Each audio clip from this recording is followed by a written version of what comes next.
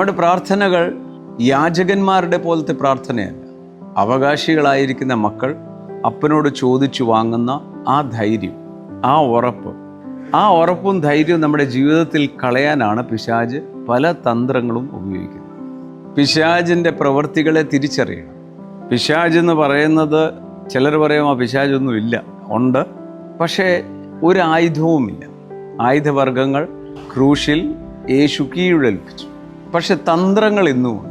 ആ തന്ത്രത്തിലെ പ്രധാനപ്പെട്ട ഒരു തന്ത്രമാണ് യേശു ക്രിസ്തുവിലുള്ള ആശ്രയം കളയുക.